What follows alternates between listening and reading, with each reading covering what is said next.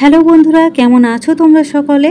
আশা করছি যে যেখান থেকে এই ভিডিওটা দেখছো তোমরা সকলে ভালো আছো আর সুস্থ আছো। আজকের ভিডিওটা হলো ঘর বাড়ি সব সময় কিভাবে গুছিয়ে পরিপাটি করে রাখবো, তারই কিছু টিপস আজকে তোমাদের সাথে শেয়ার করব। চলো ভিডিওটা তোমরা দেখতে থাকো, আশা করছি ভিডিওটা তোমাদের ভীষণ ভালো লাগবে। আমার প্রথম টিপসটা হলো বেড সংক্রান্ত। আমরা সকলেই চাই যে আমাদের বিছানাটা যেন পরিপাটি থাকে বা একদমই যেন লিটিন ক্লিন থাকে। তাহলে কি করতে হবে বন্ধুরা, আমাদের বেডে দুটো করে চাদর পাতাতে হবে। দেখো, বাড়িতে যদি ছোট বাচ্চা থাকে তারা কিন্তু বিছানার উপর ভীষণ অত্যাচার করে, লাফালাফি, খেলাধুলা বা পড়তে বসলে পেনের দাগ, কালির দাগ এগুলো লাগিয়ে ফেলে। তাই সকালবেলা যদি আমরা কোনো পুরনো চাদর পাতিয়ে নিই তাহলে সারাদিন যতই হুটোপুটি করো, যতই নোংরা করো, যাই করো না কেন, রাতে যখন ঘুমাতে যাবে তখন ওপরের চাদরটা বার করে নেবে, দিলে নিচের চাদরটা লিটিন ক্লিন থাকবে, শুতে আর কোনো অসুবিধা হবে না, বিছানা পরিপাটি থাকবে। আর দুদিন ছাড়া ছাড়া বিছানা চাদর কাচার ঝামেলাটাও একটু হলেও কমবে। তবে সেক্ষেত্রে আরেকটা টিপসও তোমাদেরকে বলে দিচ্ছি, বিছানার 4টি কোণে 4টে গিট দিয়ে নেবে, দিলে আর বিছানা চাদর কোণা থেকে খুলে আসার কোনো রকম সম্ভাবনা থাকবে না, বিছানা সবসময় পরিপাটি থাকবে। আমার সেকেন্ড টিপসটা হলো, বাড়িতে ছোট বাচ্চা থাকলে এরকম অনেক ধরনের পুতুলের সমাহার কিন্তু বাড়িতে থাকে। এইবারে বাচ্চারা কিছুদিন এই পুতুলগুলো খেলার পরে পুতুলগুলো নষ্ট হয়ে যায়, আর কিছুদিন খেলার পরে বাচ্চাদের ভালো লাগে না ওই এক ধরনের পুতুল নিয়ে খেলতে। নতুন যে পুতুলগুলো আসে সেই পুতুলগুলো নিয়ে খেলার ঝোঁকটা বেশি থাকে পুরনো পুতুল নিয়ে, আর ওরা খেলতেই চায় না।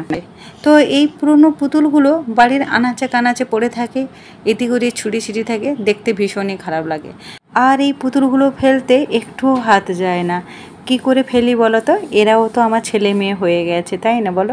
তো আমি কি করেছি দেখো, আমার বাচ্চাদের যত পুরনো পুতুল ছিল যেগুলো বাচ্চারা খেলে না, সেই পুতুলগুলোকে আমি একটা বালিশের মধ্যে বেশ ভালো করে ভরে নিয়েছি। এইবারে দুটো সেফটিন কাটা দিয়ে দুপাশে আটকে দেবো, দিয়ে এটাকে কুশানের মতো করে নেব। তোমাদের বাড়িতে যদি কোনো কুশান থাকে এক্সট্রা, তাহলে ওই কুশানের মধ্যে ঢুকে নিলেও বেশ ভালো হবে। তো দেখো, দেখতে পুরো কুশানের মতো লাগছে। এইবারে আমি এটা বেডেও রাখতে পারি, আবার সোফাতেও রাখতে পারি। ওপর থেকে দেখে মনে হচ্ছে যে এর মধ্যে পুতুল রয়েছে, একদমই মনে হচ্ছে না, দেখতে কিন্তু বেশ ভালো লাগছে। আর জিনিসগুলোও এক জায়গায় গোটানো থাকলো, এদিক ওদিক ছড়িয়ে ছিটিয়ে থাকার থেকে এইভাবে রাখলে দেখতে সুন্দর লাগবে আর কাজেরও হলো, তাই না বলো? এইভাবেই আমরা ঘরে কুশন বানিয়ে ফেলতে পারি। আমার 3 নম্বর টিপসটা হলো, ঘরে আমরা প্রত্যেকেই 15 দিন বা 1 মাস যে যা সুবিধা মতো করে আমরা বাড়িতে ঝুল ঝেড়ে নিই, কিন্তু ঝুল ঝাড়ার পরে ঝাড়ুতে যে ঝুলটা লেগে থাকে ওইটা কি করে পরিষ্কার করব এটা আমরা ভেবে পাই না, এটা ভাবা জায়গায় খেয়ে যায়। তো আর চিন্তা নেই, এবারে খুব সহজেই ঝাড়ু থেকে ঝুল পরিষ্কার করতে পারবে। দেখো, আমি একটা চিরুনি নিয়ে নিয়েছি আর ঝাড়ুর ওপরে চিরুনিটাকে বুলিয়ে নিচ্ছি। দেখো, খুব সুন্দর করে ঝাড়ু থেকে ঝুলগুলো বেরিয়ে আসছে, তোমরা দেখতেই পাচ্ছ। দেখো কতটা ময়লা বেরিয়ে আছে। তো এইভাবে করেই আমরা ঝাড়ু থেকে সব ময়লা বার করে নেব চিরুনির সাহায্যে, দেখতে পেয়েছো? তো হলো, এবারে আমার 4 নম্বর টিপসটা হলো ড্রেসিং টেবিল সংক্রান্ত।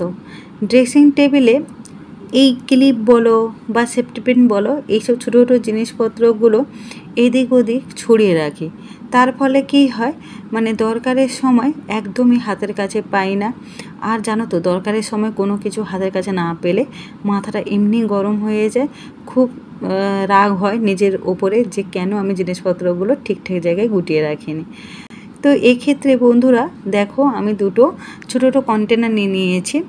এগুলো আমার এক্সট্রা কন্টেনার ছিল, তো সেগুলোর মধ্যে আমি সমস্ত ক্লিপ আরও ভরে রেখে দিচ্ছি। এতে কি হয়, আমরা সব জিনিসটা দরকারের সময় হাতের কাছে পেয়ে যাই, আর খুঁজতে হয় না। আর এই ছোটো ছোটো জিনিসপত্রগুলো এদিক ওদিক ছড়িয়ে ছিটিয়েও থাকে না, এক জায়গায় থাকে। ছড়িয়ে ছিটিয়ে থাকলে ড্রেসিং টেবিলটা দেখতেও কিন্তু ভীষণ খারাপ লাগে, নোংরা লাগে। তাই ড্রেসিং টেবিল পরিপাটি করে গুছিয়ে রাখার জন্য এই টিপসটা অবশ্যই ফলো করো। সেম প্রসেসে আমি আরেকটা কন্টেনারের মধ্যে সমস্ত সেফটি পিনগুলো এইভাবে গুছিয়ে রেখে দিলাম। ব্যাস। আর জানো তো এই কন্টেনারে ওপরের ঢাকনায় আবার একটা ফুটো রয়েছে, যার ফলে আমি খুব সহজেই সেফ টিফিন বলো ক্লিপ বলো অনায়াসে বার করতে পারবো। দেখো খুব সুন্দর লাগছে না দেখতে? আর কন্টেনারগুলো আমার একটা কাজে লেগে গেল। যে কোনো জিনিস গুছিয়ে রাখলে তার সৌন্দর্যটাই আলাদা হয়ে যায়। আমার 5 নম্বর টিপসটা হলো, সাধারণত দেখবে ড্রেসিং টেবিলের সামনে আমরা চিরুনিগুলো এইভাবে ছড়িয়ে ছিটিয়ে রাখি। এতে ড্রেসিং টেবিলটা নোংরা তো হয়, আর দেখতেও ভীষণই বাজে লাগে।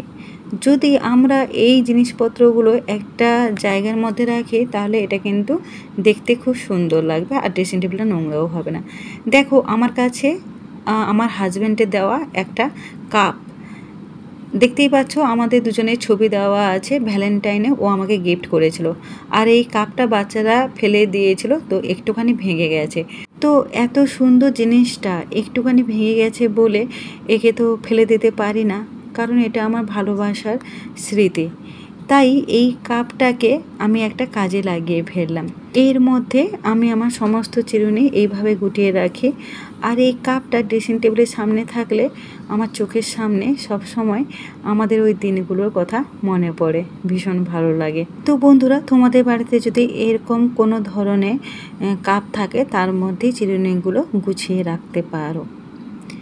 আমার 6 নম্বর টিপসটা হলো মেকআপের ব্রাশের ওপরে। মেকআপের ব্রাশ আমরা এখানে সেখানে ফেলে রাখি, ফলে মেকআপ যখন করতে যাই তখন ব্রাশগুলো খুঁজে পাই না, মেকআপ করতে আমাদের ভীষণ অসুবিধা হয়। তো এক্ষেত্রেও আমি একটা কাপ নিয়েছি। এই কাপগুলো হলো আমার এক্সট্রা।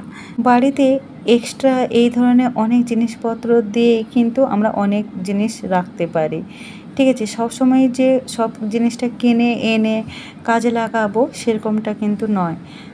বাড়িতে থাকা জিনিস দিয়েও কিন্তু জিনিস গুছিয়ে রাখা যায়।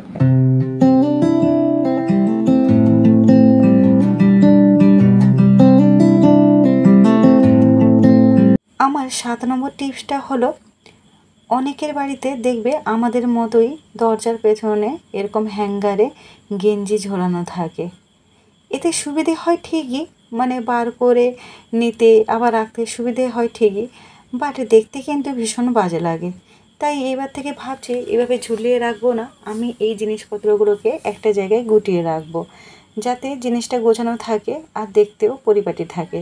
তো আমাদের বাড়িতে জুতো এসেছিলো, সেই জুতোর কার্ডবোর্ডটা আমি রেখেছিলাম। এখন এই গেঞ্জিগুলোকে বেশ করে ভাঁজ করে নিচ্ছি, দিয়ে ওই কার্ডবোর্ডের মধ্যে গুছিয়ে রাখবো।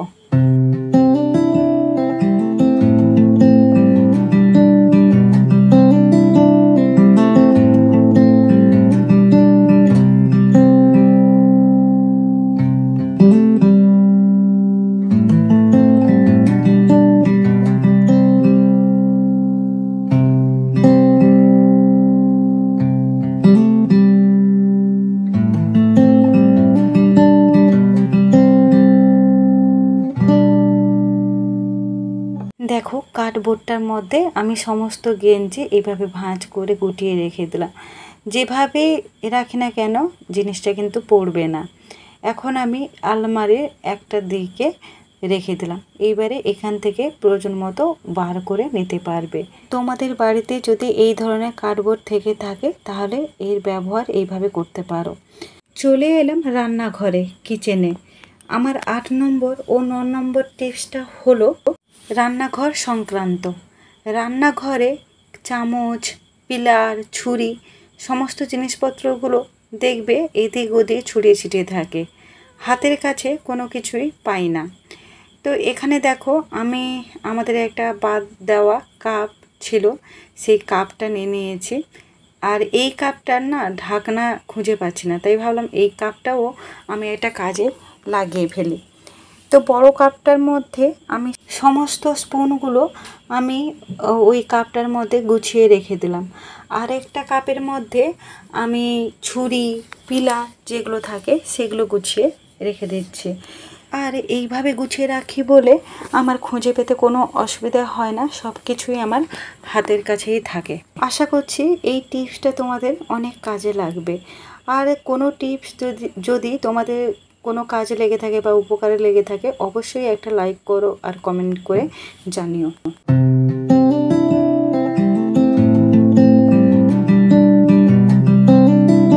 আমার শেষ টিপস অর্থাৎ আমার 10 নম্বর টিপসটা হলো মিক্সার গ্রাইন্ডারের ওপরে। মিক্সার গ্রাইন্ডার আমাদের রান্নাঘরে প্রায় প্রত্যেক দিনই কাজে লাগে। তো মিক্সার গ্রাইন্ডারে কাজ করে নেওয়ার পর মানে ব্যবহার হয়ে যাওয়ার পর যদি আমরা একটা কাপড় দিয়ে হালকাভাবে মিক্সার গ্রাইন্ডারটাকে মুছে নিই তাহলে মিক্সার গ্রাইন্ডারটা সবসময়ের জন্য পরিষ্কার থাকবে। আর রান্নাঘরে জিনিসপত্র রাখা মানে তেল চিটে দাগ পড়বেই, কম বেশি তেল চিটে দাগ পড়বে। তো যাতে এই মিক্সার গ্রাইন্ডারের উপর তেল চিটে দাগ না পড়ে তার জন্য এখানে আমি একটা প্লাস্টিক নিয়ে নিয়েছি। এবারে গ্রাইন্ডারটা ব্যবহার হয়ে যাওয়ার পর একটা প্লাস্টিক দিয়ে যদি ঢাকা রেখে দিই এইভাবে তাহলে আর তেল চিটে দাগ পড়বে না, জিনিসটা সবসময়ের জন্য পরিষ্কার থাকবে। তো এই হলো আমার টিপস। যদি ভালো লাগে থাকে অবশ্যই এটা লাইক